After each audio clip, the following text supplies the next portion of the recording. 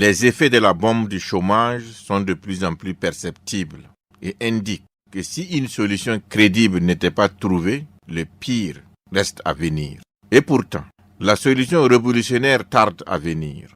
Mais comment sortir de cette impasse? Comment développer des capacités expertise de création d'emplois à même de contenir, d'inverser les tendances et nous préserver de la déflagration de la bombe du chômage? Si vous êtes une institution, projets et programmes ayant une composante création d'emplois et souhaitez améliorer votre taux de réussite, ou bien une institution, un projet ou programme en charge du développement en général et vous estimez qu'il vous faut aujourd'hui réussir une croissance inclusive de création d'emplois et de productivité. Ou encore, vous êtes une entreprise citoyenne, personne morale ou physique, et vous avez la conviction que le mécénat dans la création d'emplois, s'il permet d'assurer votre visibilité, relève aujourd'hui d'une responsabilité citoyenne. Ou encore, vous êtes une entreprise désirant, dans un esprit citoyen, appliquer une croissance inclusive de création d'emplois dans vos activités.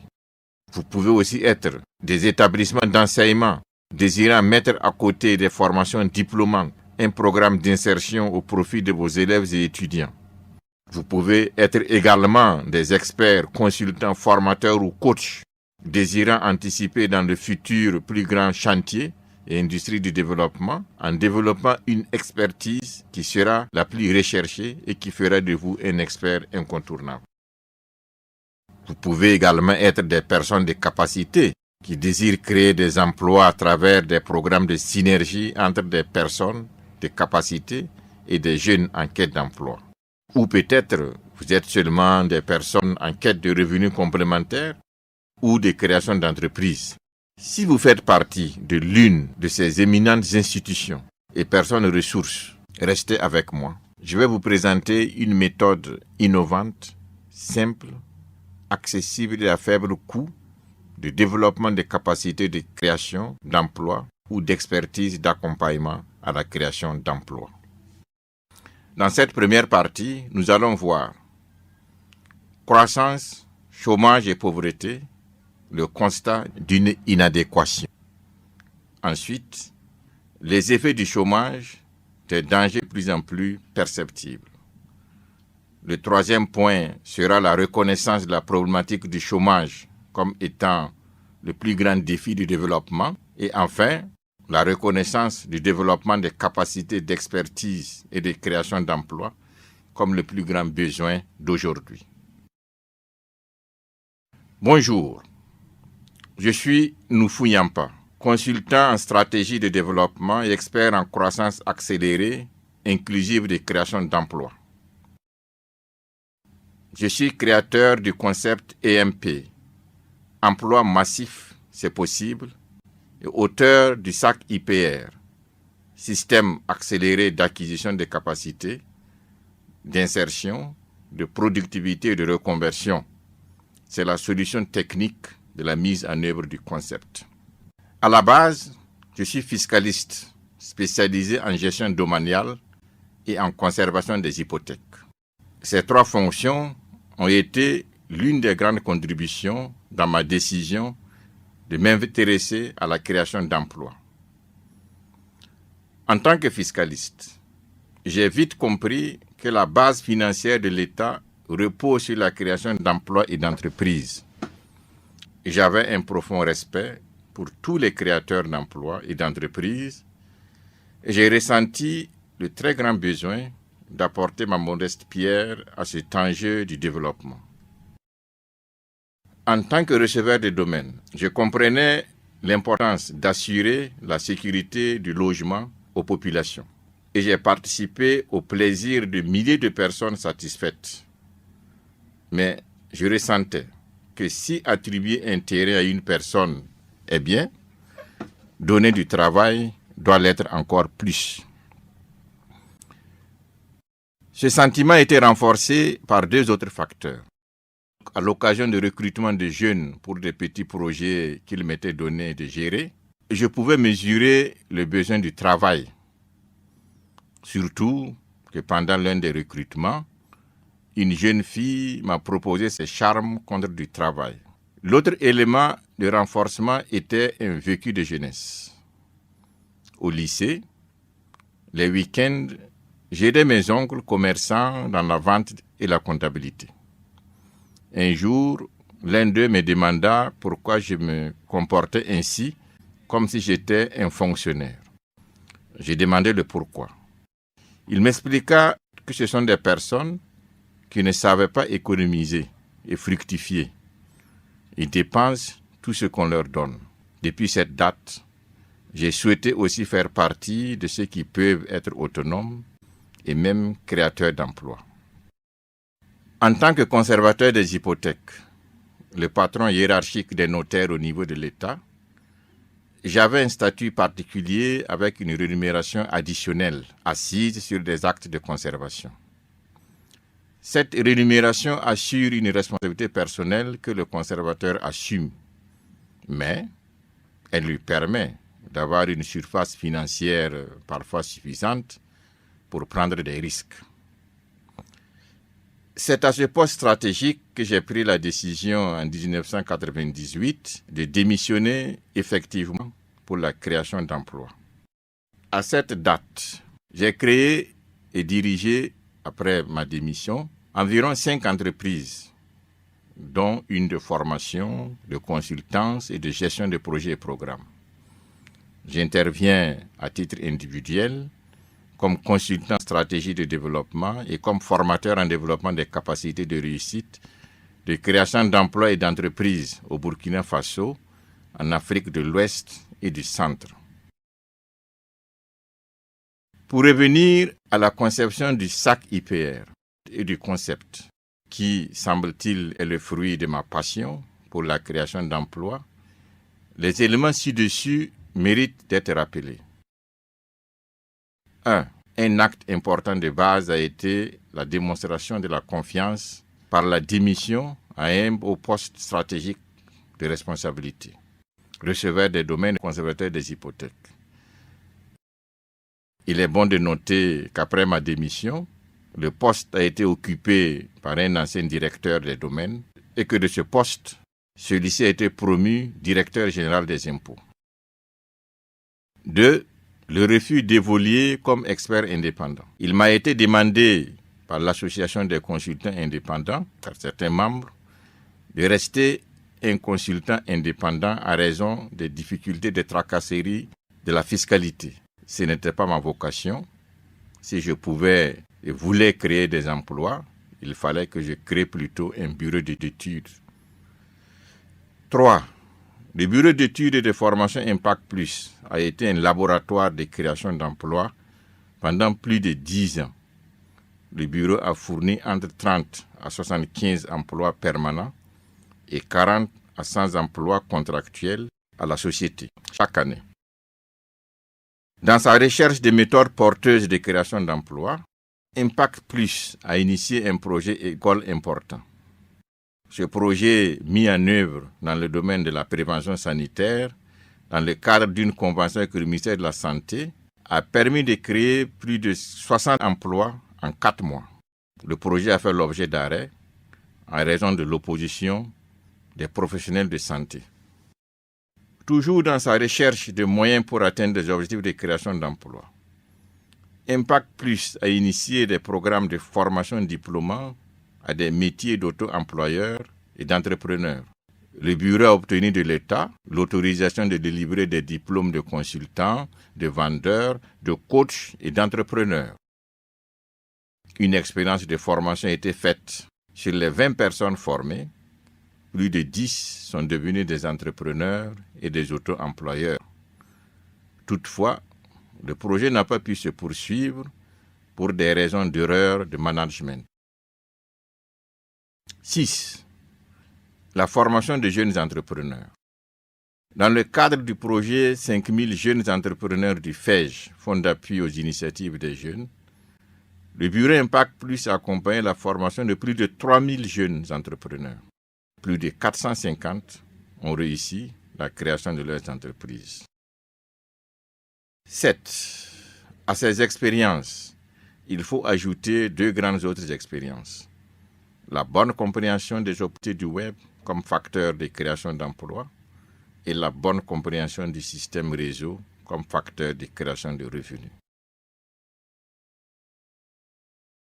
Le SAC IPR tire profit de la synergie de l'ensemble de ces expériences. Maintenant, revenons à notre premier point, croissance, chômage et pauvreté, le constat d'une inadéquation. 1. Les énormes efforts et actions déployés par les institutions internationales, sous-régionales, nationales, régionales et locales. Les efforts déployés par les nombreux projets et programmes, ONG et associations de développement, les institutions d'éducation et les différents experts internationaux, nationaux, publics et privés qui se battent pour avancer la cause du développement sont à saluer. Ils ont donné à de nombreux pays africains un taux de croissance élevé. Par exemple, au Burkina Faso, ce taux a été pendant 15 ans d'environ 5,8% de moyenne. Toutefois, dans deux domaines particuliers qui se révèlent être d'une extrême importance, à savoir le chômage et la pauvreté, les résultats ne sont pas au rendez-vous. Au Burkina toujours, par exemple, en 2014, le pays a enregistré 589 813 dossiers de candidature pour 9 480 postes de la fonction publique. En plus, malgré son important taux de 5,8%, 46,4% des personnes vivent en dessus du seuil de pauvreté. Cette double insuffisance est à l'origine de nombreux événements qui peuvent être la conséquence du chômage et dont les dangers sont de plus en plus perceptibles. Parmi ces événements, nous retiendrons notamment 1. L'étude transnationale sur les guerres et les conflits en Afrique de l'Ouest qui a établi un lien très étroit entre le chômage et les conflits de la Sierra Leone, du Libéria et de la Côte d'Ivoire. Le chômage des jeunes a été qualifié dans cette étude de menace à la paix et à la sécurité, ainsi qu'à la stabilité et à l'essor économique de la région. Source Walfadjri du 17 mars 2011. Si le lien est ainsi établi, on peut lire les conséquences de ces guerres: vie perdue, mains et bras coupés, pouvoir perdu, biens saccagés, grand retard dans le développement accusé, dépenses énormes engagées par la communauté internationale comme étant pour une bonne partie des effets de la déflagration de la bombe du chômage. Si nous arrivons à ressentir ces nombreuses conséquences comme étant prioritairement celles du chômage, nous ressentirons certainement le très grand défi, la nécessité et l'urgence de rechercher des solutions et stratégies innovantes pour la réussite d'une croissance inclusive de création d'emplois. Vous vous rappelez aussi que c'est l'immolation d'une personne à emploi précaire en Tunisie qui a été à l'origine du printemps arabe. N'est-il pas aussi juste de rattacher une bonne partie des effets de l'explosion sociale qui a suivi comme étant des effets de la déflagration de la bombe du chômage et de la précarité?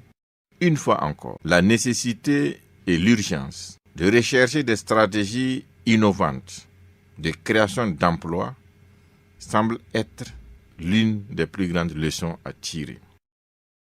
3. Il est également important d'avoir une bonne lecture des événements insurrectionnels des 30 et 31 octobre 2014 au Burkina Faso. Un sondage informel estime qu'environ 60% des manifestants sont sortis pour des raisons de précarité, chômage et pauvreté. Du reste, l'ampleur des pillages le témoigne.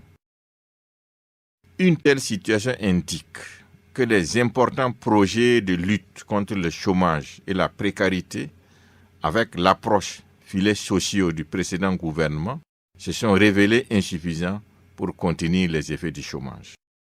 Une insuffisance qui met encore en évidence la nécessité et l'urgence de rechercher des politiques et stratégies innovantes et plus ambitieuses pour la réussite d'une croissance inclusive de création d'emplois. En partant du principe que les mêmes causes produisent les mêmes effets, une telle lecture vaut son pesant d'or. Mais la question de savoir si les bonnes leçons seront tirées reste de la responsabilité de tous les acteurs en général et des acteurs de développement en particulier. 4. Le lien entre chômage et immigration est depuis longtemps établi. On peut concrètement voir comment cette déflagration se manifeste dans les pertes de nombreuses vies humaines dans les océans ou dans le désert. La question est, est-ce que le lien entre les nombreux décès et l'échec des politiques de création d'emplois est assez clair pour tous les acteurs en général, les acteurs du développement en particulier? 5. Beaucoup d'autres situations, dont l'intégrisme religieux qui recrute parmi la population pauvre, l'insécurité, la consommation des drogues et l'alcool frélaté, très inquiétant dans les milieux ruraux et urbains, l'incivisme à l'école, etc., peuvent être qualifiés de conséquences de la déflagration de la bombe du chômage. 6.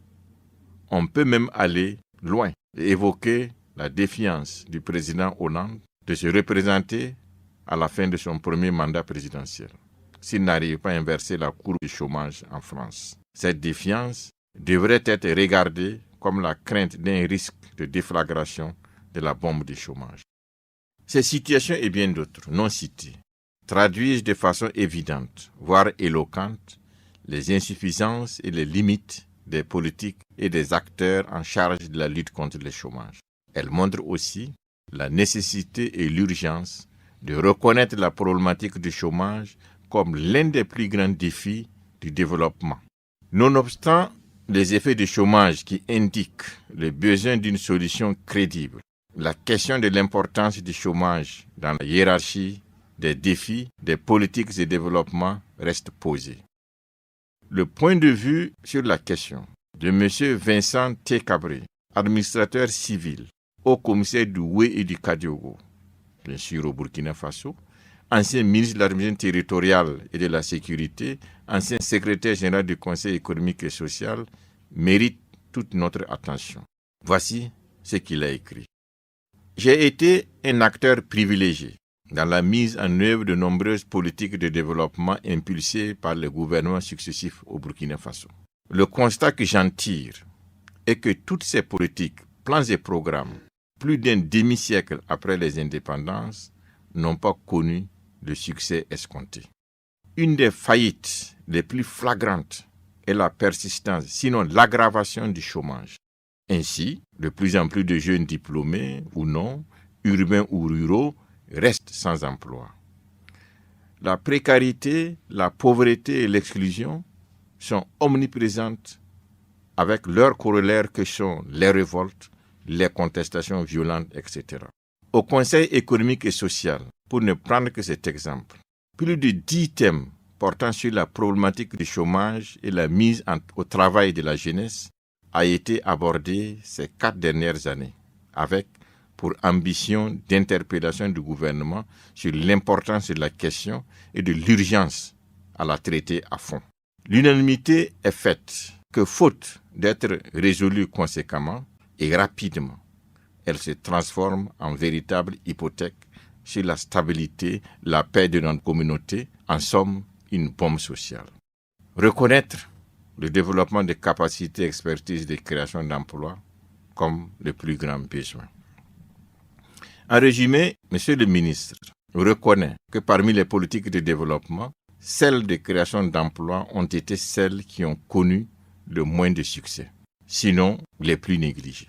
En d'autres termes, comme la question n'a pas pu être traitée à fond, cela signifie que les politiques de développement n'ont pas su développer une bonne capacité et expertise de création d'emplois. De plus, comme il l'affirme, et je cite, « Faute d'être résolues conséquemment et rapidement, elles ne se transforment en véritable hypothèque sur la stabilité, la paix dans nos communautés, en somme une bombe sociale », nous pouvons affirmer sans risque de se tromper que près lui, le développement des capacités d'expertise et de création d'emplois constitue aujourd'hui un très grand besoin. En plus de l'interpellation et de l'urgence, les propos du ministre soulèvent un autre voile important: les difficultés objectives et réelles d'une solution à la problématique. Autrement dit, l'insuffisance de solutions à la problématique n'est peut-être pas forcément du fait des politiques et des experts, mais le fait de la problématique elle-même. C'est aussi l'approche que s'est donnée le SAC IPR pour définir la meilleure méthode pour accompagner à relever le défi titanesque du développement des capacités et d'expertise performantes de création d'emplois. Dans la prochaine vidéo, nous verrons les 8 difficultés qu'il faut bien comprendre pour bien développer les capacités et les expertises de création d'emplois pour une réduction effective du chômage. Ces difficultés montreront la complexité de la problématique et orienteront les recherches de solutions innovantes, voire révolutionnaires.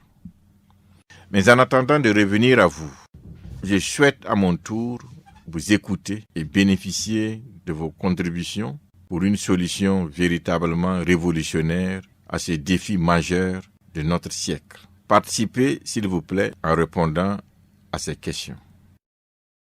Quels sont les risques pour le développement si la question du chômage ne trouve pas une réponse appropriée? Êtes-vous d'accord que des signes de déflagration de la bombe du chômage existent et méritent d'être mieux appréhendés? Avez-vous réfléchi à des solutions qui sortent des sentiers battus? Si oui, pouvez-vous en parler? Avez-vous des activités propres de contribution à la réduction du chômage? Si oui, voudriez-vous bien les partager avec nous? Seriez-vous intéressé à les améliorer ou en créer? Cette vidéo est le premier d'une série. Elles sont destinées à des personnes intéressées par le sujet de la lutte contre le chômage et la création d'emplois. En recevant vos commentaires, vous serez inscrit comme une personne intéressée. Vous recevrez à cet effet non seulement la présente vidéo, mais aussi directement le lien avec les autres vidéos à venir. Vous recevrez également d'autres formes, PDF et audio. Nous serons très heureux de bénéficier de vos précieux conseils. Merci, à très bientôt.